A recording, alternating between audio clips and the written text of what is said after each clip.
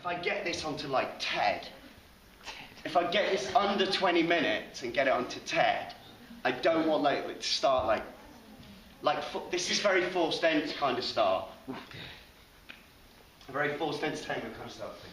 Okay, so if you're going to go and look up a piece of theatre that maybe I'd like to most associate with what we're doing here in our little experimental exam, is a piece called What I Heard About the World, and it's by a company called Third Angel. Third Angel are from Leeds, and the reason that I'm making this association is because Alex Kelly, the artistic director, went out to Beirut in August, and before I went out in October, I contacted Alex to find good places to go. So, examination question number 1 is really based on the idea of what takes place and how Third Angel have worked. And that is collating stories about places. So this first question, look on your examination sheet. I'm giving you a little bit of help, but it does ask you, what do you know, or maybe what you think, or what have you heard, or what about Beirut? There's 25 marks available for the text that you write in answer to this question. You're going to have 2 minutes to answer that question as best you can. And whilst you answer the question, I'm going to give you some music. This is world music. This is world music. You're just writing a short text. Don't worry. And we're fine. Some people have started writing already. I applaud that. Because that's kind of squeezing in the answer. You realise 25 points, 25 marks, 2 minutes. That's a lot to write in such a short time.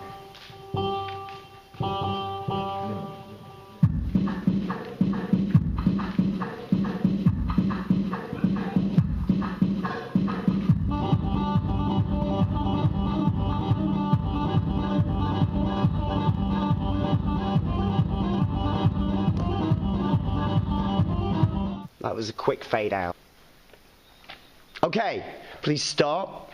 Unlike a traditional exam, where you get like a bulk load of time to answer a load of questions, this is a timed exam per answer. So please do not revise your answers. And if you see anyone revising the answers, could you bring attention to that to me? Okay, Emma, it's time for you to take over again. There we go, thank you. Great. So, the stories that you hear about space, the stories that you develop, your participation with a space, even what you think you know about a space, that is what transforms it into place. And if you like, in theatre, we like that. We like taking a space and turning it into a place. We take an empty space and we start telling stories. We walk into an empty space and Shakespeare goes, "What ho, this prison?" And we go, "Yo, we know where we are, yeah." Because we're like in a kind of modernised version that's trying to be hip. Okay, so stories, memories, events, these turn space into place. Naming things. Naming a space that gets a name for itself. This is a space known as the grassy knoll. And it's known as the grassy knoll because things took place there which transformed it into a place. So, 25 marks. Midway through your 2 minutes, I'm going to knock the slide on and give you some more images of that place.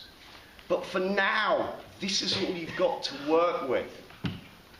25 marks, as much as you know about this grassy knoll. And there may be some clues in the music, which is no longer world music.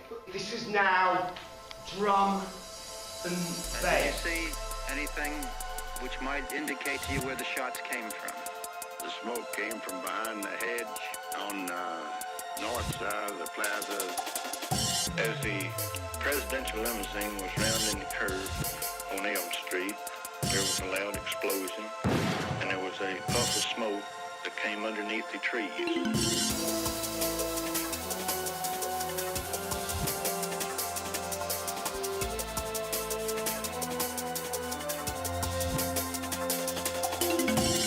Out of the corner of my eye, I saw a flash of light in the bushes, and that last shot just ripped his head off. I looked up, and I saw smoke coming from over there on the knoll. Seemed like people weren't even breathing, like you were looking at a picture. Except for this one man. So in Emma Willis's article that you read, she mentions Lennon, Foley, and they first used this term, dark tourism, in 1999. And that's what you read an introduction to. So it's just kind of contextualizing for you. And some of the behaviors of dark tourists at that spot there's two white X's on the road. And some of you might have written, well, you know, those two X's on the road, they kind of mark a certain point in the event. And tourists like to put their hand on the second X, touch it and take a selfie, or have someone else take a photograph. The second shot actually is an example of dark tourism as well, because it's taken from the second X.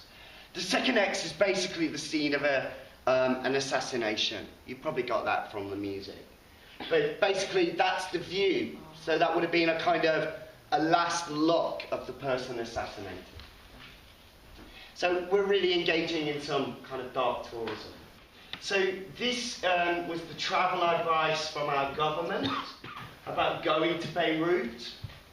And there's all kinds of borders and boundaries and zones that need to be observed. And very much this week in our physical and visual theatre, we talked about the difficulty of breaking through boundaries and finding exactly where lines are, sometimes very difficult.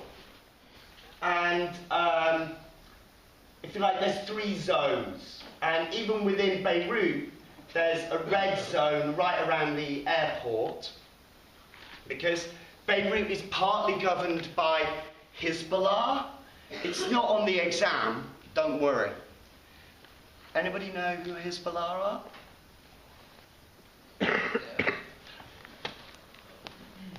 Should we let Sam? Is it, well, our government assigned it to terrorist groups, and it's like extremists. Abdul, any more to say? They're a group of freedom-fighting Shias. They're a group of freedom... Oh. Let's just hear those 2 answers. I'm not going to let this opportunity go. Sam, can you just stand up and say what you said? A lot of Western governments say they're a terrorist organisation. Yeah. Correct. For which the correct term is, they're a prescribed terrorist group. A prescribed group. Okay. Abdul, would you like to stand up and say what you think they are? They're a group of freedom-fighting Shia Muslims. A group of freedom-fighting Shia Muslims. You might want to write those 2 things down. So, a proscribed terrorist group, Hezbollah. It kind of spell how it sounds. And if you have any difficulty, just try Googling it, and even if you spell it wrong, Google will just fill in the blanks. They'll know what you're looking for. So it's a prescribed terrorist organisation, prescribed by the USA.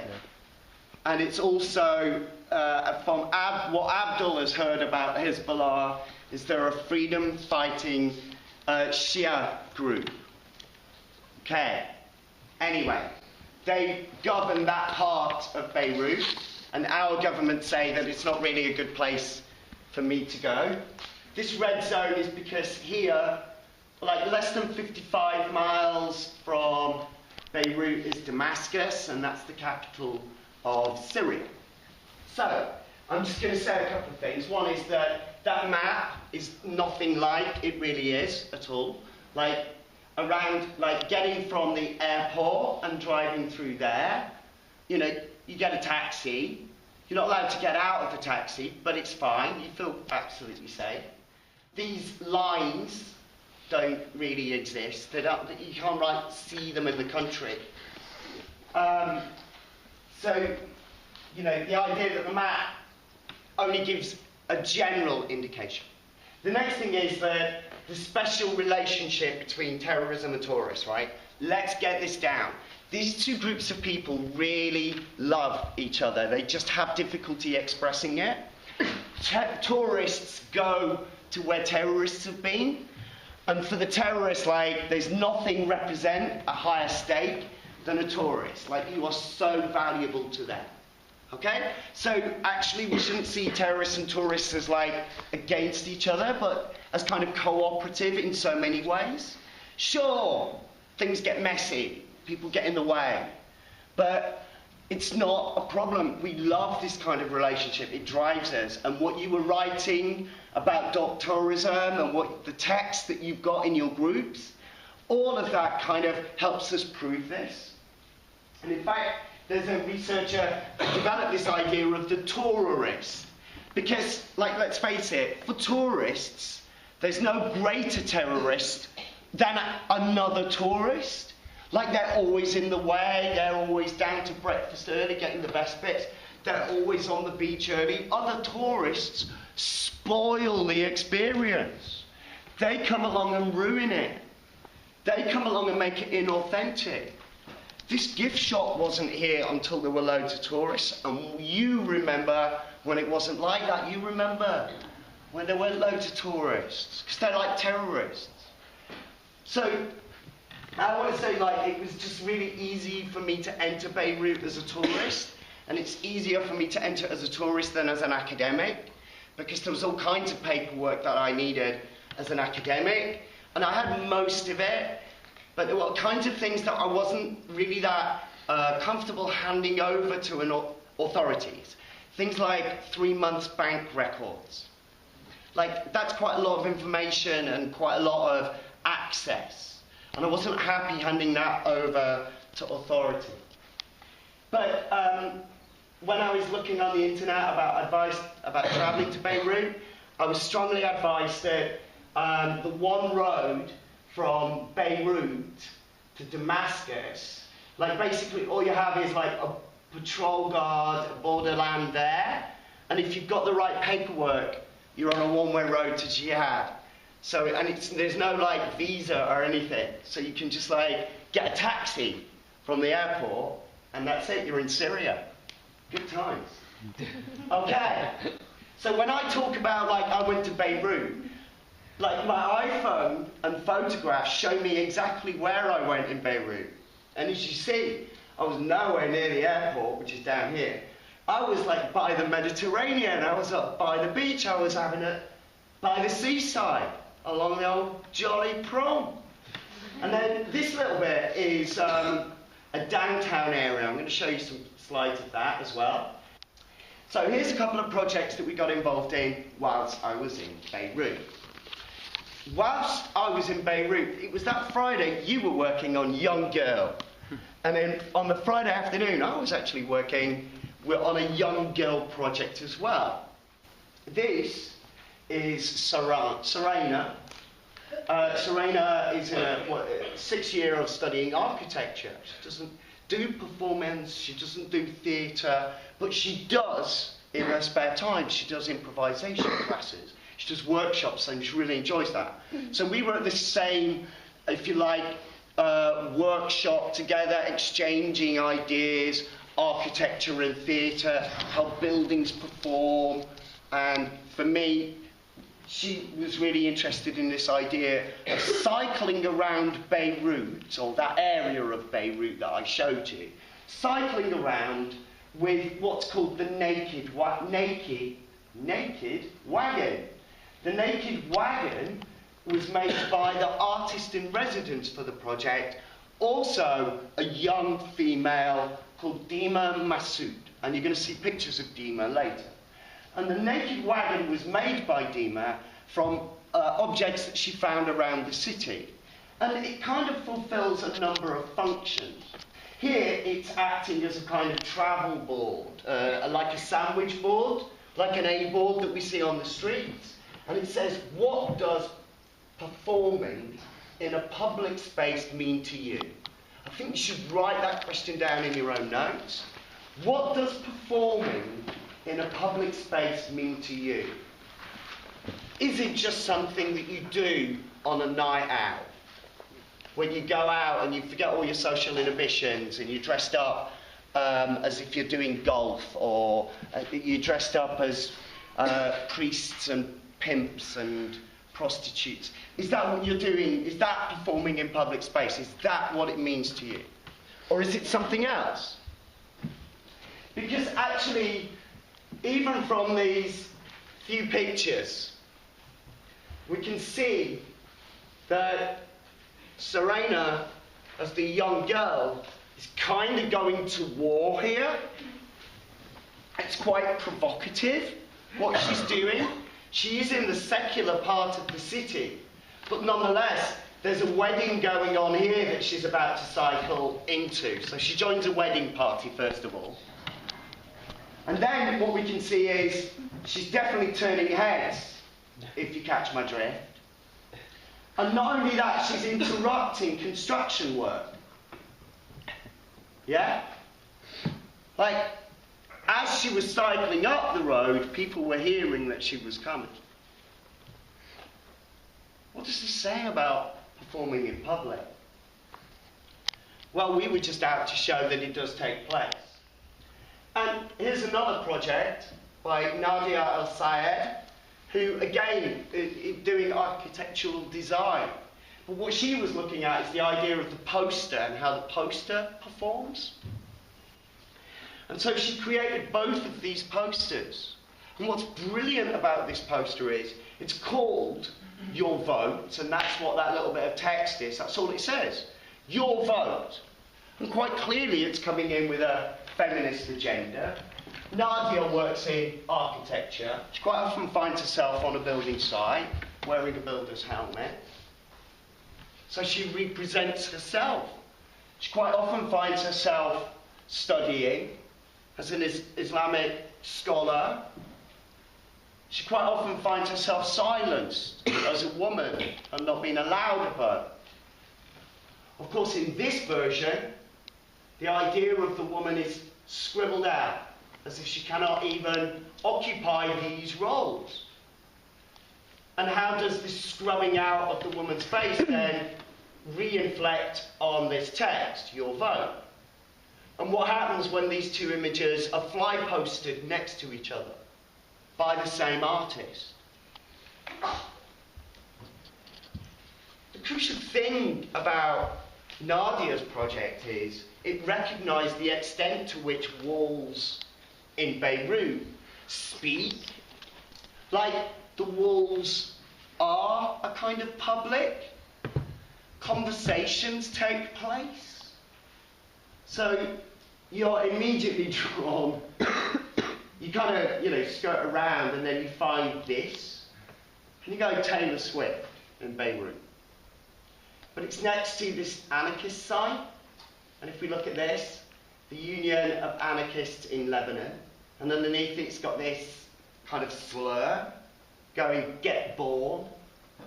So next to one anarchist sign, Taylor Swift. Next to another, get born.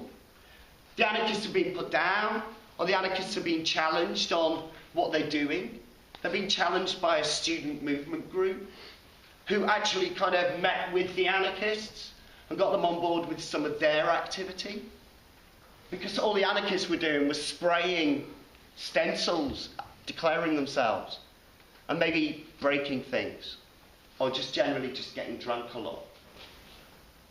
So conversations take place.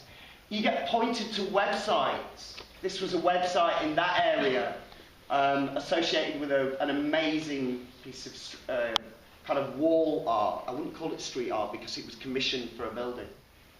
There's questions. If your car broke down here in the middle of the night, who would you trust to give you a ride back home? On my first day in Beirut, I got into a car with a stranger. Reclaim our sea. Lifeistooshort.com. Act, react, dance, scream. This one, looking a little bit like Banksy, yeah? The Banksy of Beirut here. Okay? This means me. So the child, the kind of this faceless bureaucrat holding a balloon saying me. The walls speak. Because there were some fears and concerns in Dallas that there might be demonstrations, at least, that could embarrass the president. Because it was only on October the 24th that our ambassador to the United Nations, Adley At any one point, was assaulted in Dallas. you might find yourself working with there. 3 languages around you in Beirut. From Dallas, Texas, the flash, apparently official, President Kennedy died at 1 p.m. Central Standard Time, 2 o'clock Eastern Standard Time, some 38 minutes ago. Vice President Lyndon Johnson has left the hospital in Dallas, but we do not know to where he has proceeded. Presumably, he will be taking the oath of office shortly and become the 36th President of the United States. Walls speak of neglect, of something maybe once beautiful and now kind of fascinating in its decay. Walls speak of wars, bullets, snipers, everywhere, bombs, explosions. Walls speak of nature and what would happen. A kind of post-human world, like one of those like documentaries, like Life After Humans. Walls speak of a precariousness of the buildings. Things that grow between the cracks. So this was an interesting area because I formed a kind of connection between Beirut and Chichester, which I didn't really expect. But it's a kind of how is Chichester like Beirut, how is Chichester not like Beirut? And basically, they're both alike because if you dig down, you're going to find Romans. Like, I don't know if you know this, but on East Street, if you look at the H&M, a New Look, it's got a strange front, hasn't it? A very kind of, like, for a store, normally they have, like, a glass front. What happened? There's a bit of a history there. Was that originally, it's all been transformed into what's now called the Roman quarters. Bit of a clue. Yeah. But beforehand was the Shipham's meat paste factory, and that was a listed building. But it was only the exterior that was listed.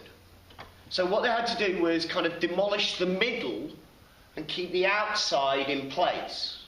That's quite tricky. They can't just like bomb the lot. They have to like keep everything in place and kind of whittle it out from the inside, which is great. However, whilst they were digging foundations for the car park, they discovered another Roman villa. Aye. We can't build here now, not immediately. The Roman villa in the way. Okay, let's give the archaeologists a little bit of time. Let's give them 3 months. Have your Roman stuff out of here, and then boom. It's ours, and we're building foundations for a car park. That's what happened. So that is a little bit of a story as to why the H&M and the New Look in Chichester has got like Shipham's meat paste factory also there. Beirut, here you see a large mosque that's been built, quite a resplendent building, and next to it there's a very ancient and old church, but that's having some building work done at the moment as well, because those minarets were higher than the steeples. So what they're doing is just getting that little bit closer to heaven. Just like, they just want to just move that pinnacle. So they're right next to each other. And here, in front, you can see Roman remains. But the problem with Beirut is the Romans just aren't old enough, because their civilization goes back way before the Romans. So what they do with the Roman remains is they just use it for foundation. So they just grind it straight down. It has no value. It's worthless. It's not even worth putting in a tourist museum. So this is the view on the Mediterranean.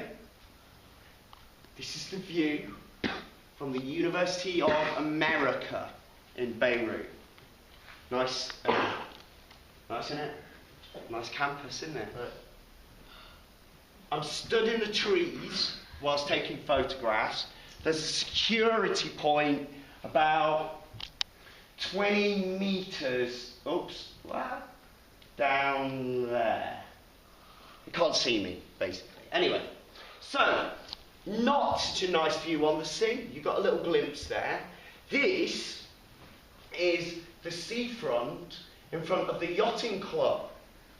And what you've got here is, behind that, you've got the sea, and you've got a yachting club. But you can also see there's other things. There's barbed wire fence as well. You can see behind it. So basically, this fence has been built to stop you from seeing the yachting club and the sea, because they don't want to see you looking at them. So they just built a fence. And they built, rather than barbed wire and wall, Corey, which looks ugly, what they thought they'd do is put some placards up of like postcard scenes of the beautiful scene that's behind the wall. And you get like 4 angles. It's better than just seeing the sea, because you get 4 different angles. So the first article that you read, Henri Giroux, kept using this term neoliberalism. Well, this is like a good example of neoliberalism. This is a neoliberal wall. If it was a totalitarian wall, you would have barbed wire and bricks, and it would look ugly. But this is a nice, neat neoliberal wall. It looks like it's trying to sell you something. It looks like it's good times. It looks like the kind of lifestyle that you might still dream of. A kind of Beyonce-driven, Kardashian lifestyle. That's what that is, right there. You can see it. Oh, there's a little bit of barbed wire. They're not doing a very good job. Look, there's a bit of barbed wire there, but maybe they don't want you to climb over it. So, behind this poster is the ocean. Reclaim our sea. That's what the graffiti was going on about. Reclaim our sea. That's what that was like. It was having a conversation. It was saying, look, behind here you can see the sea. That graffiti was a provocation.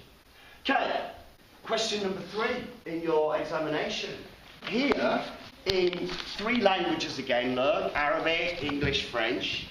Here it says, you are in the St. George Bay area. St. George, isn't it? Red Cross, it's St. George.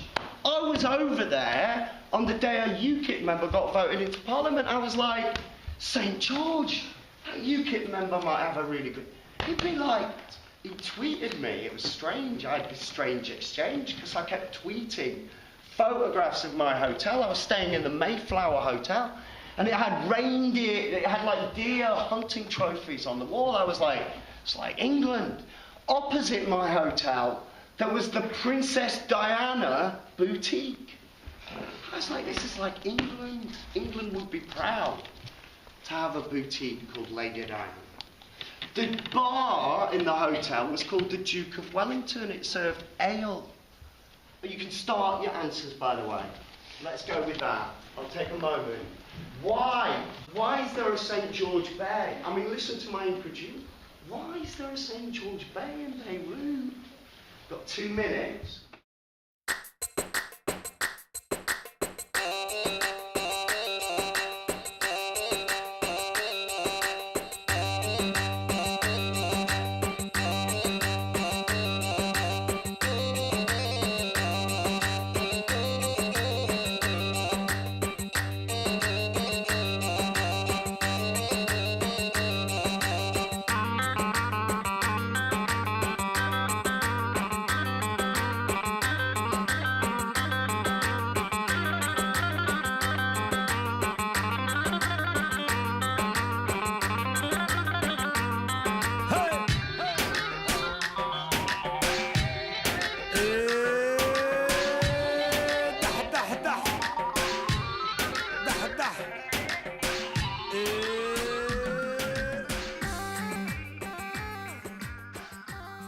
Technically, that's not world music.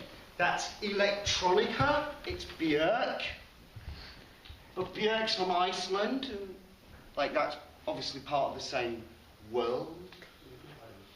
Okay, so I'm just going to talk really quickly through the end part of the presentation. We're well over the midway. I didn't announce a midway point.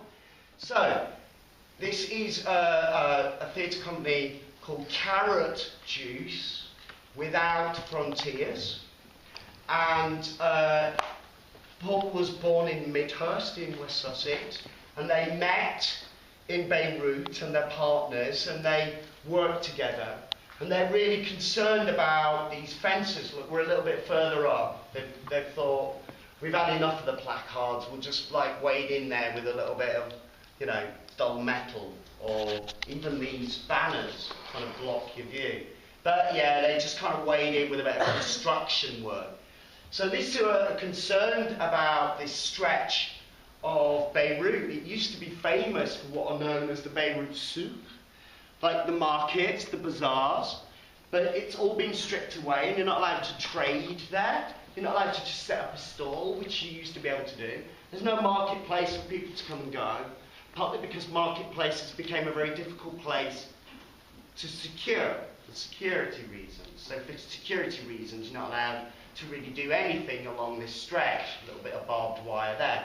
So what they did was set up a little thing whereby they set up a little stall and they give you carrot juice, and they talk about their experiences in Beirut. Now we can see on this building a little bit of a sign, a little bit of a stop Solidaire. It's not on the exam, don't worry. But Solidaire are a big architecture company, and they've bought, like after the war, when the land was really cheap, they bought a job lot amount of the city, like 85% of the downtown area. So when the war, after the war, when land was really cheap, when everything was bombed out, this company, who are also part of the government, who also represent a Christian faction within the city, they bought a job lot of land, and now they're deciding what gets built, and they decide what happens. So they decide if you can look at the sea. They decide what public space looks like. They decide what they do with spaces of memory, like a place called Martyrs Square. They're trying to make it into a roundabout so that everyone kind of doesn't want to go there. So, finally, Dima Masood. She was the artist in residence that I spoke about. Very young artist, you'll notice. She's just graduated from St. Martin's College. She studied art, but she's very interested in art and exchange and interactions. So she put together a whole group of people to do this street performance, which was a bit like invisible theatre. Okay? Now, street art in Lebanon, like, they would basically set up a sketch, but they would always end these sketches, these 40-minute sketches, because they were allowed to congregate for 40 minutes. And basically that's how long you could get away with it for. But all of these pieces would end that the performers would disperse with the crowd. So there was never an ending to Lebanese theatre. They didn't let things end. Because that's about the civil war. Like, there's no resolution. Things did just stop. Things, like, ended. But there was no peace process. There was reconciliation. There was a power-sharing government. There was all these factions, Christians, Shia, Sunni, secular, American, French, English, all of these things kind of came together, but not through any process. So things continued. The Civil War wasn't reflected upon. No one really understood what went on there. But now there's the situation not more than 30 miles away in Syria, barking at the door. And it's really clear what this piece of theatre is about. It's about buildings which appear in front of sea views. You don't need to have been there to get the point. You can kind of get it from my sharing. My little encounter with my research here, understanding what it is I do outside of teaching. I've got some video of a Lebanese cop watching theatre. Because he turned up after 20 minutes. The negotiator had already been planned. So there was someone that wasn't in the piece of theatre. They were simply there to deal with what happened when the cops turn up. And they negotiated. If need be, they would have bribed to just allow this to go on, that it was causing no harm. But this was just this guy. He was like a taxi driver, like a minicab driver. But he decided to just stay, and he watched everything. He watched a lot. And I stood next to him. And like occasionally he kind of looked at me and smiled. And then he said, like, "You're in on this, aren't you? You stand out too much to not be." And I said, "Yeah, what did you think?" And about the piece of theatre, he said, "What is happening here about the piece of theatre, that's nonsense. It will change nothing. Nothing can change what is happening here, because it's happening everywhere in the world. What's happening to Beirut is just the same as any other city." That's what he was saying. Everything is going in one direction. It's driven by a huge motor. And I said, "Yeah, but a motor needs oil." And he laughed, because that was a kind of reference to Saudi Arabia and Iran. But it's driven by a huge motor. And then he said it takes just a little genius to develop a new technology. But production of that technology is powered by a greater amount of greed. He was basically going, "I get what you're saying, but none of that will stop the greed." Which was a little bit like what Henri Giroux was talking about in his concerns. So, we're almost at the end. This is a photograph that I did take. Hamza, his name means 5. He's one of 1 million Syrian child refugees that fled to Beirut. And Beirut only had 4 million people living in it in the first place. So, about 1 in 5 people that you come across are a child refugee. Hamza is just one. Hamza, here, has set up business. Hamza has built this for himself. And this is his technology. This is a shoe shine kit. And that's what you put your boot on. This was my last day. And on the first day, he'd taken a photograph of me on his mobile phone. His friend had taken a photograph as well. But one of the projects I wanted to mention was this wishing fountain,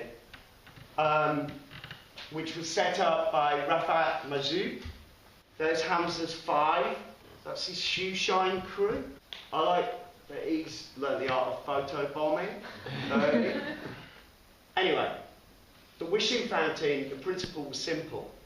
Like anywhere in England, like anywhere, like a shopping mall, wherever there's water, people just chuck money in, yeah? So there's that at work. So you chuck money in, but basically anyone that needed that money could take the money out. So if you're poor and you're on the street and you haven't got any money, and there's money there, you can take it. Question 4 of the exam. Using this image, right? Why my Hamza and his 5 Syrian shoeshine gang, why might they not take money from that fountain? Right, 2 minutes.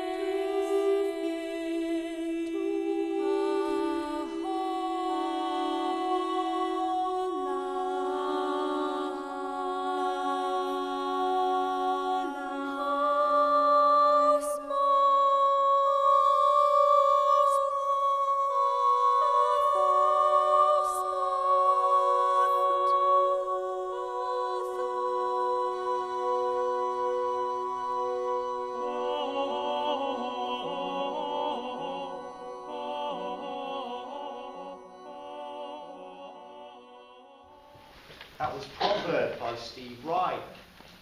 If you are having difficulty answering that question, I try to alleviate the moment by giving you a lovely text. How small a thought it takes to fill a whole life. If you didn't know, you could have just filled the thought, filled the time with a small thought. Okay, so final frame, here we go. So whilst we started with my themes of theatre, trauma, a little bit of tourism, a little bit of terrorism. Actually, what I really talk about is this idea of framing, reframing, and end-framing. Reframing events, reframing perspectives, reframing possibly where we might find meanings about a city. So the city became a really important kind of site of theatre.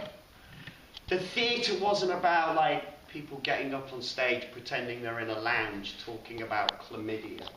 It was about an event.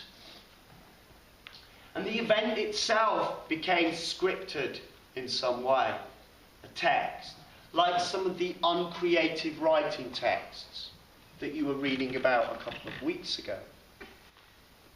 And through all of this, I kind of came up with this session today, thinking about preparing you for some of these issues and concerns in the reading, getting you to engage and write texts about ideas of dark tourism and representing some of the scenes that you are presented with, maybe about this area of the world and what you've heard about it. Hello, darkness, my old friend. I've come to talk with you again, because a vision softly creeping left its seeds while I was sleeping, and the vision that was planted in my brain still remains within the sound of silence.